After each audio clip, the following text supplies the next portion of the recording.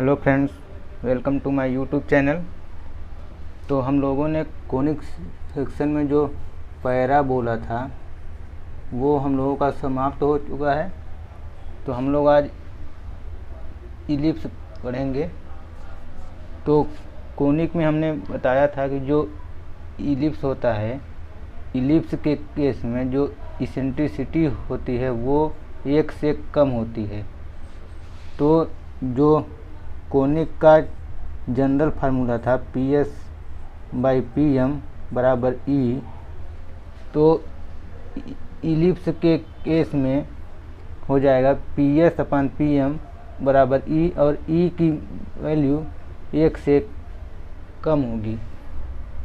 यानी जो इलिप्स होता है ऐसे पॉइंट का लोकस होता है जिसकी एक स्थिर बिंदु और एक स्थिर रेखा से दूरियों का अनुपात एक कांस्टेंट होता है और वो कांस्टेंट 1 से कम होता है।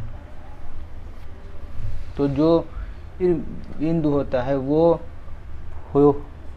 फोकस ऑफ इलिप्स हो जाता है, और जो स्थिर लाइन होती है वो होती है डायरेक्ट्रिक्स ऑफ इलिप्स।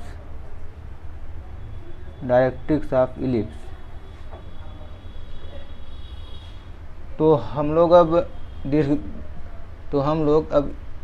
इलिप्स का जो स्टैंडर्ड इक्वेशन होता है उसको फाइंड करते हैं।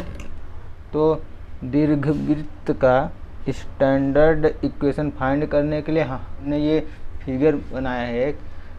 तो स्टैंडर्ड इक्वेशन ऑफ इलिप्स, इसके लिए हम लोग मानते हैं कि जो फोकस है वो है S, यानी जो पॉइंट है यहाँ पे S, ये फोकस है, और ये लाइन डायरेक्ट्रिक्स है, डायरेक्ट्रिक्स या नियता हिंदी में बोलते हैं इसको, और फोकस को नाभ, और इसेंट्रिसिटी हमको दिया हुआ है E है।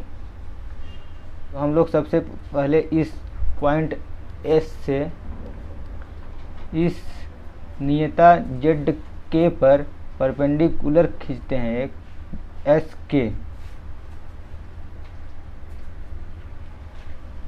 और इस SK को हम लोगों ने पैराबोला में हमारी कंडीशन थी PS/PM बराबर 1 या PS बराबर PM। तो हम लोगों ने SK को समद्विभाजित किया था, लेकिन इलिप्स के केस में ये होता है PS/PM बराबर E। तो हम लोग SK को E/1 में इंटरनली विभाजित करेंगे, मतलब आंतरिक रूप से विभाजित करेंगे, और हम लोग SK को पॉइंट A' पर बाह्य रूप से विभाजित करेंगे। तो यानी जो इंटरनली या एक्सटर्नली विभाजित करने का मतलब है ये है कि SA/AK बराबर E/1 है। ये है पहला इक्वेशन। और SA'/A' बराबर है E/1। यहाँ से आ जाएगा SA' बराबर E इंटू A' और यहाँ से आएगा SA बराबर E इंटू AK। ये हुआ पहला इक्वेशन, ये सेकंड इक्वेशन। तो यहाँ से ये हमको पता चलता है कि जो पॉइंट है ए और ए डैश, क्योंकि हमको पता है P S upon P M बराबर ई, तो पी एस बराबर ई इंटू पी एम आया। तो जो पॉइंट पी है वो इलिप्स पर है, और यहाँ से आ रहा है कि एस ए बराबर ई इंटू ए के और एस ए डैश बराबर E into A dash K. तो जो पॉइंट ए और ए डैश हैं वो इस इलिप्स पर होंगे।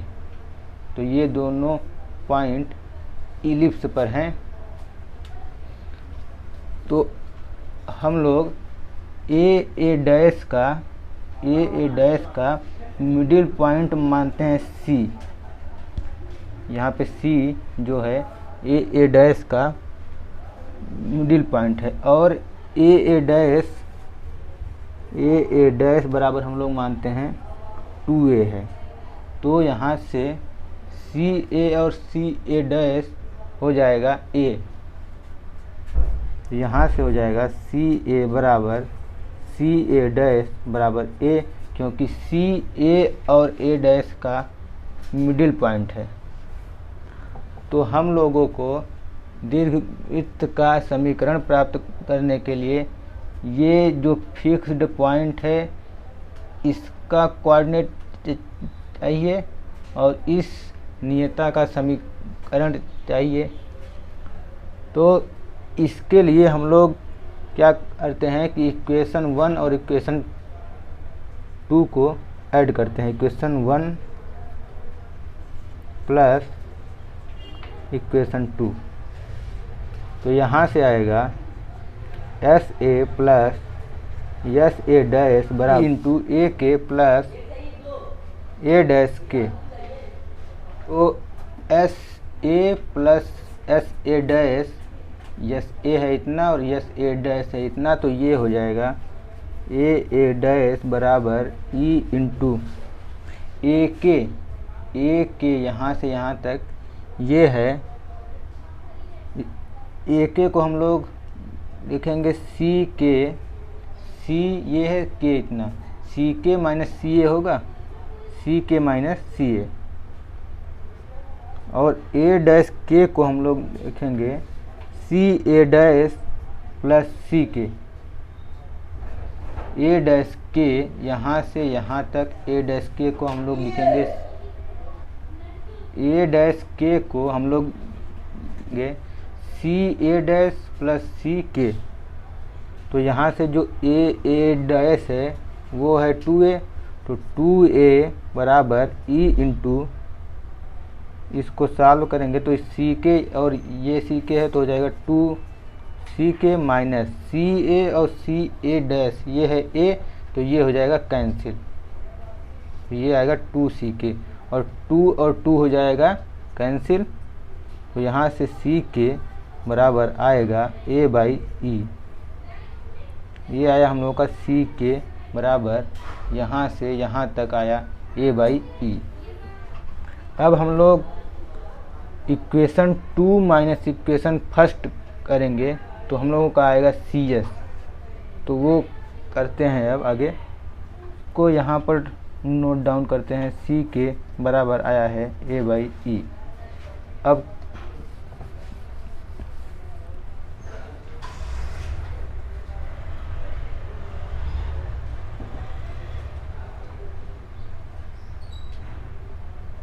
तो हम लोग करते हैं अब इक्वेशन 2 माइनस इक्वेशन 1। तो यहाँ से आएगा S A dash minus S A बराबर E into A dash K minus A K.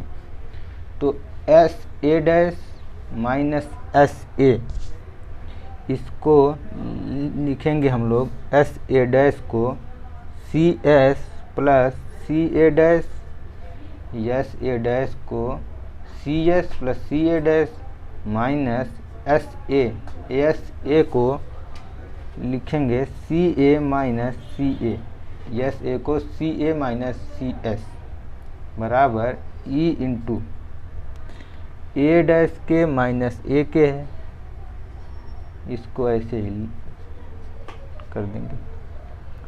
तो यहाँ से सी एस पूरा सॉल्व करते हैं इसको। सी S plus C A dash minus C A plus C S बराबर ई इंटू ए डैश के, मतलब यहाँ से यहाँ तक ए डैश के माइनस ए के, ये आएगा ए डैश, क्योंकि ए डैश के इतना है और ए के इतना है तो माइनस करेंगे, आएगा ए डैश ए, तो ई इंटू ए डैश ए, या आएगा ये सी एस और ये C S, two C S और सी ए और सी ए डैश है ए, तो ये हो जाएगा कैंसिल, तो आएगा टू सी एस बराबर ई इंटू ए डैश ए है टू ए, तो टू टू हो जाएगा कैंसिल, तो यहाँ से सी एस आएगा ए इंटू ई,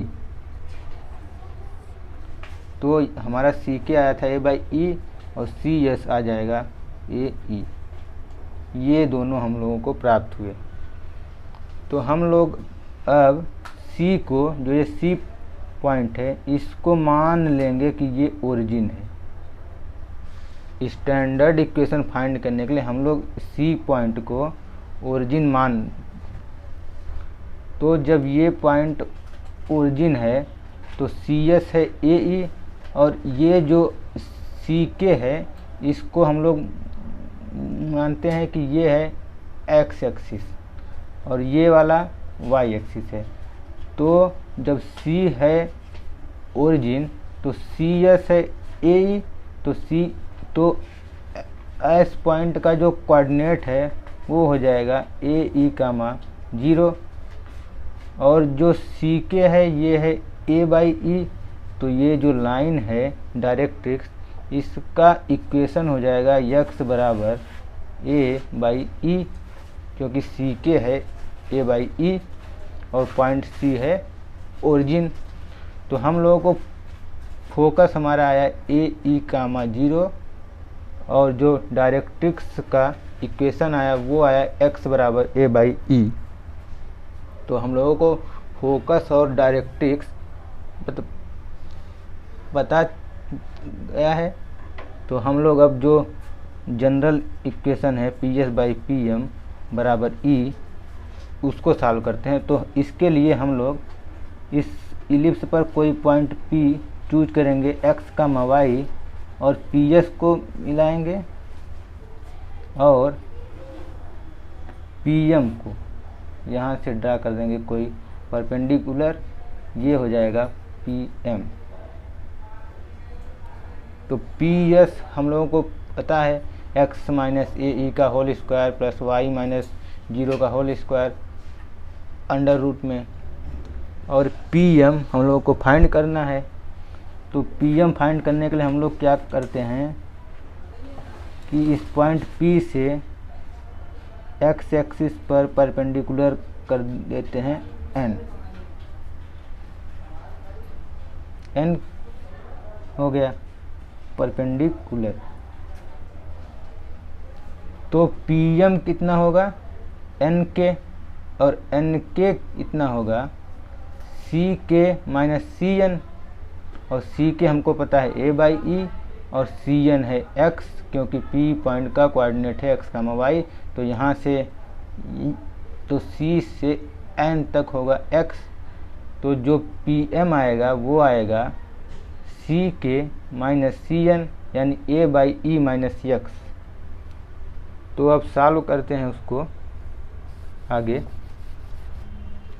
तो हम लोगों को अब P S by P M बराबर ई पर अप्लाई करना है ये सब।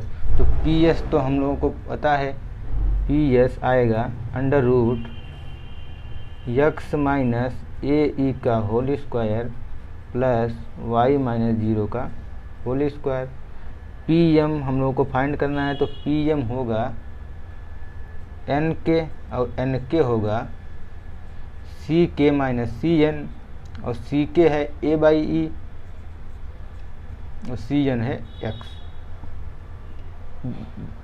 जो ये है P S upon P M बराबर ई में ये सब वैल्यू को रखते हैं, तो आएगा पी एस बराबर ई इंटू पी एम। तो पी एस है ये और पी एम है ये, तो या ये हो जाएगा पी एस स्क्वायर बराबर E square into P M square. तो पी एस स्क्वायर हो जाएगा यक्स माइनस ए ई का whole square plus Y minus 0 का होल स्क्वायर बराबर E square into P M है A by E minus X का whole square. इसको यहाँ से आएगा X square plus A square E square minus 2 A X E plus Y square बराबर E square into A minus x E का whole square upon E square. इस bracket को solve करेंगे तो ये आएगा, या X square plus A square E square minus 2 A X E plus Y square, ये स्क्वायर कैंसिल है, यहाँ से आएगा A square plus X square E square minus 2 A X E. तो ये टर्म कैंसिल होगा और कुछ और, तो इसको सॉल्व करेंगे ये आएगा X square 1 minus E square यहाँ से, और ये दोनों को साथ में करेंगे तो ये आएगा। तो और यहाँ पर वाई स्क्वायर है बराबर ए स्क्वायर और है ये ए स्क्वायर यहाँ पर 1 माइनस ई स्क्वायर। तो यहाँ से इस टर्म को यहाँ पर करेंगे, इस टर्म को दोनों साइड भाग करेंगे तो यहाँ से आएगा 1 माइनस ई स्क्वायर हो जाएगा कैंसिल।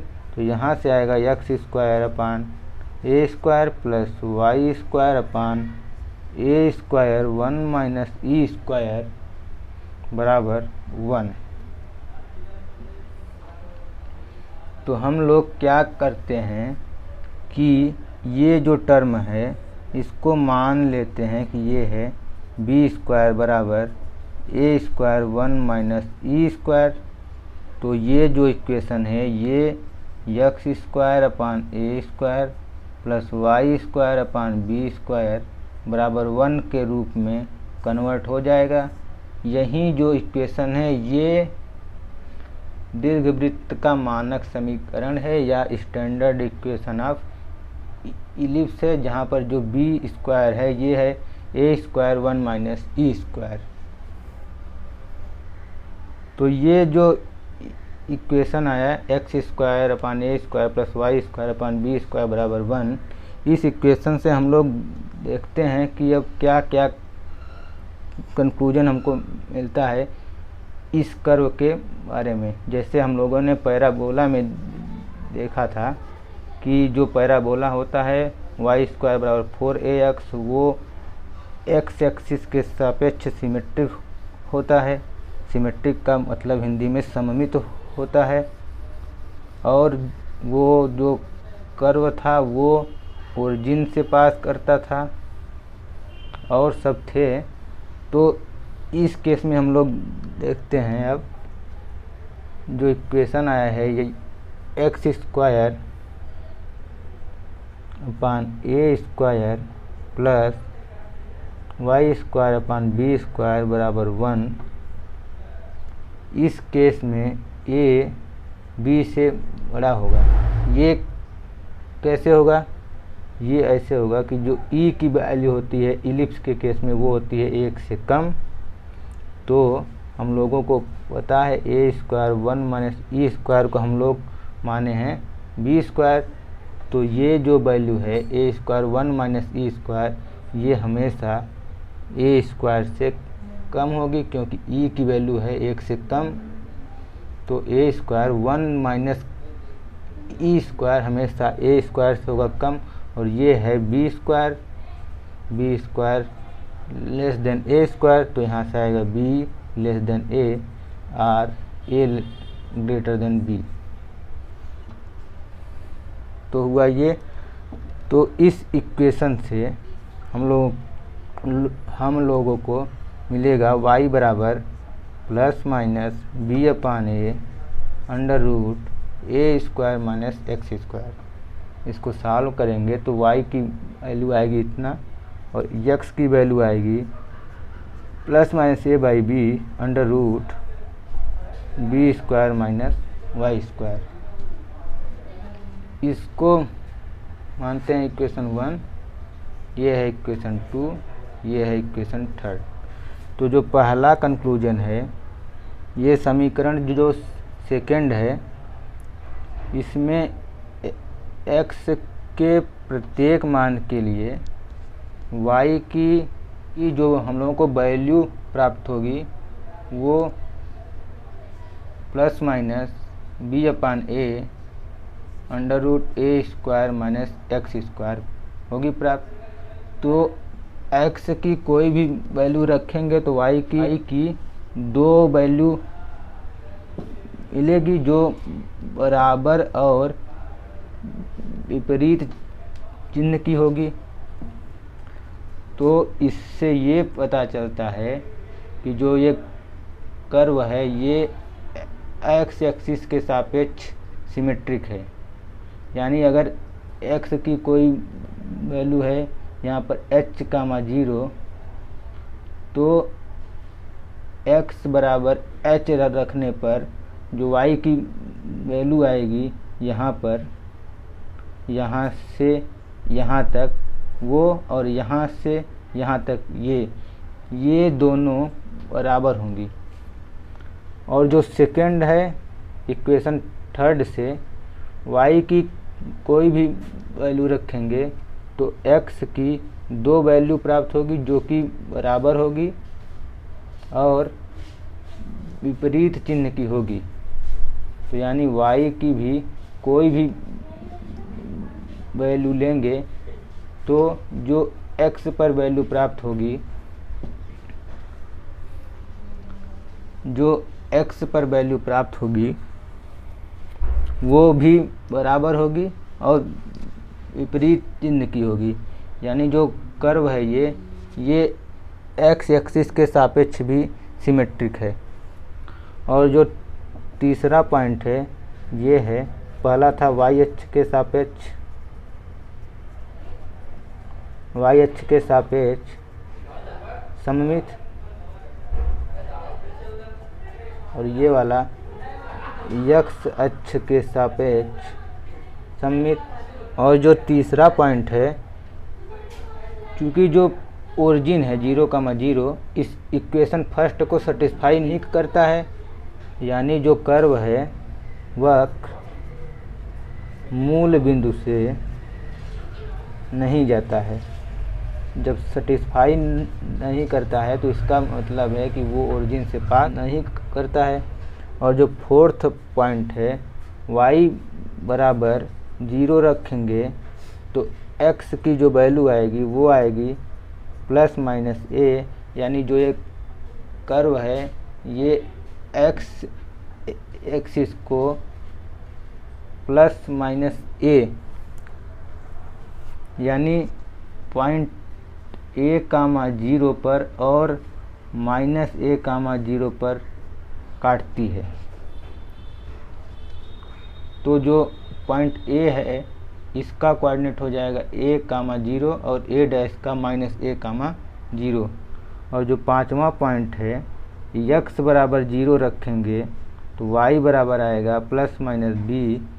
तो यहाँ पर यानी जो ये कर्व है ये y एक्सिस को 0, b और 0, माइनस b पर काटती है। ये हुए 5 पॉइंट। और जो छठा पॉइंट